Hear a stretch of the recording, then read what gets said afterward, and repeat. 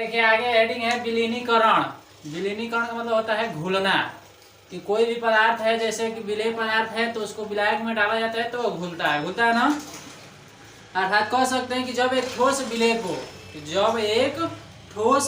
को द्रव विलायक में डाला जाता है, जब एक ठोस विलेय को द्रव विलायक में डाला जाता है तो यह उसमें घुलने लगता है। जैसे उस दिन बताए थे विलेन वाला कि चीनी जो होती है वह ठोस विलेय है और जल जो है क्या है, द्रव विलायक है। तो जब चीनी को द्रव में यानी जल में डालते हैं तो वह उसमें क्या होता है, घुलने लगता है।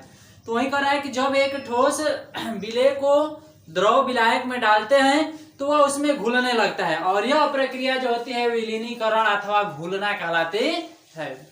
कि जब एक ठोस विलेय को द्रव विलायक में डाला जाता है तो वह उसमें घुलने लगता है, और यह प्रक्रिया विलीनीकरण अथवा घुलना कहलाती है।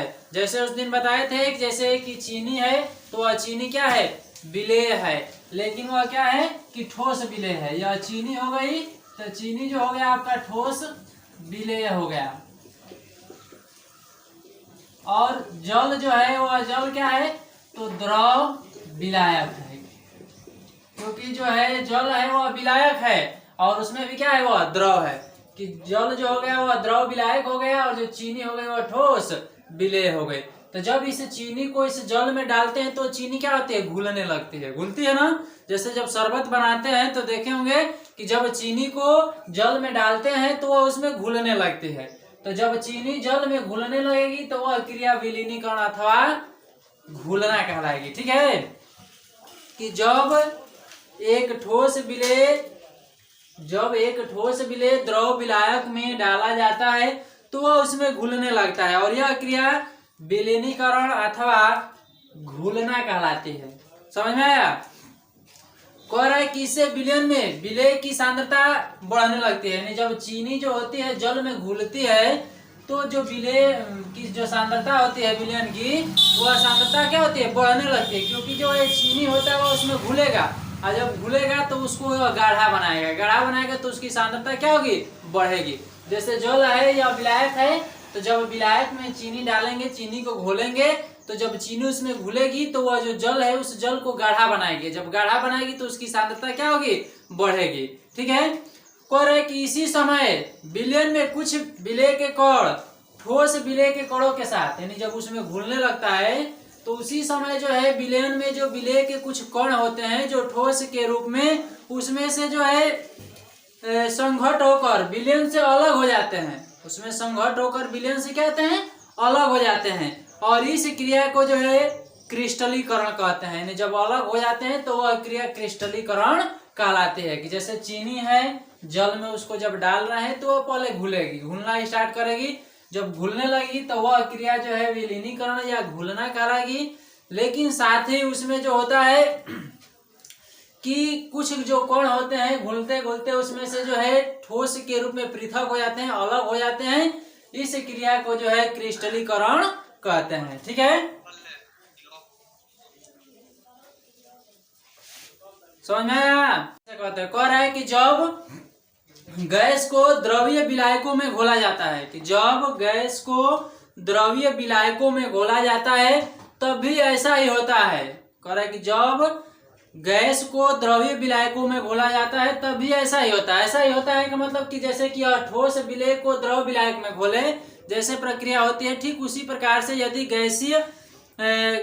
गैस को जो है अगर द्रवीय विलायक में घोलते हैं तब भी ऐसा ही होता है। इस प्रकार का विलयन जिसमें दिए गए ताप एवं दाब पर, जो ताप और दाब दिया गया है उस दिए गए ताप और दाब पर और अधिक विलेय नहीं घोला जा सकता है। यानी जो ताप और दाब दिया गया है उस ताप और दाब में और अधिक विलेय नहीं घोला जा सकता है, तो वह विलयन संतृप्त विलयन कहलाता है।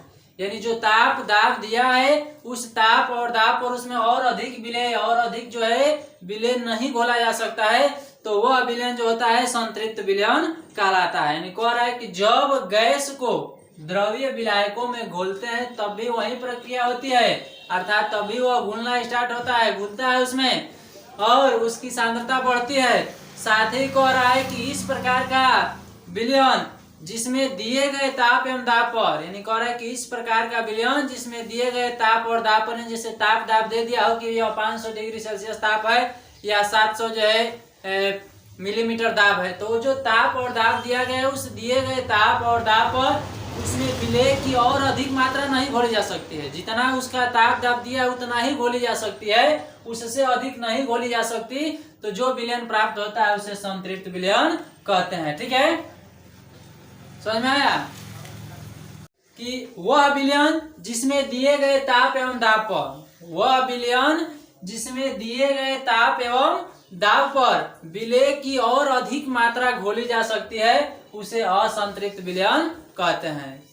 कि वह विलयन जिसमें दिए गए ताप एवं दाब पर विलेय की और अधिक मात्रा घोली जा सकती है उसे असंतृप्त विलयन कहते हैं। ठीक है, हेनरी के नियम के अनुसार स्थिर ताप पर किसी गैस की द्रव में विलेयता, यानी जो गैस है उसकी जो द्रव में विलेयता है वह द्रव में विलेयता उस द्रव अथवा विलायक, यानी जो द्रव है उस द्रव हो अथवा विलायक है, क्योंकि जब द्रव है तो वह विलायक ही होगा।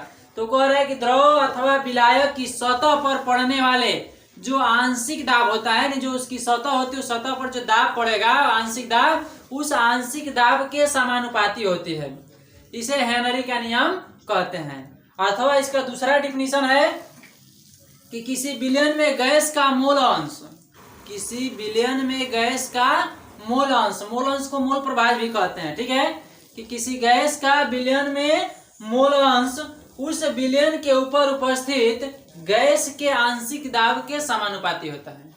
कह रहा है किसी विलयन में गैस का मोल अंश, किसी विलयन में गैस का मोल अंश उस विलयन के ऊपर उपस्थित, यानी जो विलयन है उस विलयन के ऊपर उपस्थित गैस के आंशिक दाब के समानुपाती होता है। इसे हेनरी का नियम कहते हैं। दो डिफिनीशन हो गया। पहला कह रहा है कि स्थिर ताप पर किसी गैस की द्रव में विलेयता, स्थिर ताप पर किसी गैस की द्रव में विलेयता उस द्रव अथवा विलायक के सतह पर पड़ने वाले आंशिक दाब के समानुपाती होते हैं। किसी स्थिर ताप पर किसी गैस की द्रव में विलेयता उस गैस के उस द्रव के सतह या विलायक पर पड़ने वाले, विलायक के सतह पर पड़ने वाले गैस के आंशिक दाब के समानुपाती होती है, उसे हेनरी का नियम कहते हैं। इसका दूसरा डिफिनीशन कह रहा है कि किसी विलयन में गैस का मोल अंश, मोल अंश के रूप में और जो है उसका डिफिनीशन है कि किसी विलयन में गैस का मोल अंश उस विलयन के ऊपर उपस्थित, उस विलयन के ऊपर उपस्थित गैस के आंशिक दाब के समानुपाती होता है। इसे हेनरी का नियम कहते हैं। जैसे मान लीजिए कि किसी गैस, कोई गैस है जिसका आंशिक दाब P है। ठीक है, गैस का आंशिक दाब क्या है? P है, और उसका जो उस गैस है उस गैस का जो मोल अंश है वह मोल अंश जो है X है। ठीक है, तो अब कह रहा है, देखिए यहाँ से डिफिनीशन बता रहे हैं, कह रहा है कि किसी विलयन में गैस का मोल अंश या जो X है, गैस का मोल अंश उसके आंशिक दाब के समानुपाती होता है। अर्थात हम लोग लिख सकते हैं कि P प्रोपोर्शनल X, लिख सकते हैं ना, क्यों कह रहा है किसी गैस का आंशिक दाब मोल अंश उसके आंशिक दाब के समानुपाती होता है। इसे हेनरी का नियम कहते हैं। समझ में आया? किसी गैस का मोल अंश उसके आंशिक दाब के समानुपाती होता है, इसे हेनरी का नियम कहते हैं। अब देखिए, जो समानुपाती का चिन्ह दिया गया है, समानुपाती के चिन्ह को हटाते हैं तो नियतांक लगता है। तो यहाँ से P बराबर नियतांक इसमें लगेगा KH और X हो जाएगा। जहाँ KH एक जो है स्थिरांक है, लिखेंगे कि जहाँ KH एक स्थिरांक है जिसे हेनरी स्थिरांक कहते हैं। ठीक है, कह रहा है कि जहाँ KH एक स्थिरांक है जिसे हेनरी स्थिरांक कहते हैं। ठीक है, समझ में आ गया कि किसी गैस का आंशिक दाब नहीं, किसी गैस का मोल अंश उसके आंशिक दाब के समानुपाती होता है, इसे हेनरी का नियम कहते हैं। कोई दिक्कत? कोई दिक्कत? चलिए देखिए एग्जाम्पल देखिए, लिखा गया है कि यदि N2 गैस की 293 केल्विन पर जल में से प्रवाहित किया जाए तो 1 लीटर जल में कितने मिलीमोल N2 गैस विलय होगी। आगे दिया है कि N2 का आंशिक दाब 0.987 बार है तथा 293 केल्विन पर N2 के लिए KH का मान 76.48 केल्विन बार है। ठीक है, अब इसमें हम लोग को निकालना, देखिए यह जो है आंशिक दाब दिया है, आंशिक दाब दिया ना, यानी P का मान दिया। जब इसको हल करेंगे तो पहले लिखेंगे कि P का मान दिया है 0.987 बार दिया है, और साथ ही KH का मान दे दिया है कि KH बराबर 76.48 केल्विन बार दे दिया है। और हमको क्या निकालना है, तो मोलों की संख्या इसमें निकालना है। N कह रहा है कितने मिली मोल, यानी N का मान क्या करना है, निकालना है। ठीक है, और फार्मूला जो होता है हम लोग का क्या होता है कि X नहीं P इज इक्वल टू था KH और मल्टीप्लाई X, यही था ना। अभी इसके पहले जो हेनरी का नियम वाला यही फार्मूला था कि P बराबर KH इंटू X। आगे देखिए, यहां से अगर हम लोग X का मान निकालेंगे तो X बराबर क्या हो जाएगा, P बटा में KH होगा। अब P का मान दिया है कितना 0.987 और बटा में KH का मान दिया है 76.48। क्या करेंगे, X बराबर दशमलव के नीचे 2 अंक है, ऊपर 3 अंक है, अगर दशमलव हटाएंगे तो नीचे एक 0 बढ़ जाएगा, यानी हो जाएगा 987 बटा 76,480 हो जाएगा। अब इसको भाग देंगे, यानी X में जो 987 में जो है 76,480 से भाग देंगे। ठीक है, भाग देंगे तो कितना आएगा, X बराबर 0, दशमलव लगाएंगे एक 0 पड़ेगा, फिर भी भाग नहीं जाएगा, फिर 0 बढ़ाएंगे एक और 0 पड़ेगा, बढ़ेगा ना। अब कितने बार भाग जाएगा,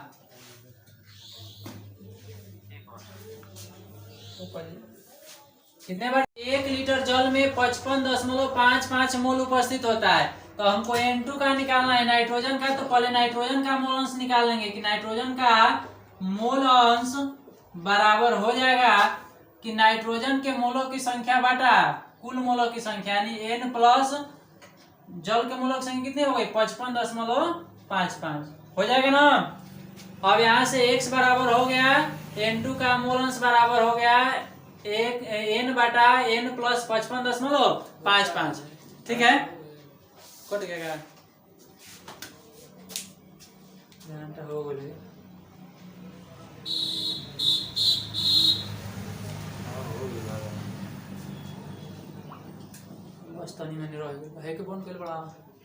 बटा कुल मोलों की संख्या, यानी इसकी मोलों की संख्या, नाइट्रोजन की मोलों की संख्या N हो गई, और इसका जो है जल के मोलों की संख्या जो हो गई 55.5 हो गई। ठीक है, अब हम लोग क्या करेंगे कि इसका मोल अंश निकालेंगे। तो मोल अंश निकालेंगे तो देख रहे हैं कि जो अंश की तुलना में जो हर है उसमें जो N है वो N का मान बहुत कम होता है, तो इसको छोड़ देंगे। ठीक है, कि अंश की तुलना में जो N का मान है वो बहुत कम होता है, इसलिए N को जो हर से N को छोड़ देते हैं, मोलों की संख्या को छोड़ देंगे। तो यहाँ से N2 का मोल अंश, N2 का मोल अंश यानी X पोस्ट में लिख लेंगे बराबर हो जाएगा N बटा 55.55। अब देखिए N2 का मोल अंश निकाले हैं, यहाँ पे जो है मोल अंश निकला है ना, X बराबर 1.29 × 10⁻⁵ वह रख देंगे X के स्थान पर, तो हो जाएगा 1.29 × 10⁻⁵ बराबर N बटा में 55.55। अब N का मान निकालेंगे तो N बराबर हो जाएगा 1.29 × 10⁻⁵ और गुणे 55.55। ठीक है, अब ये गुणा करा देंगे। ठीक है, कि N बराबर 1.29 × 10⁻5 में 55.55 से गुणा करा देंगे।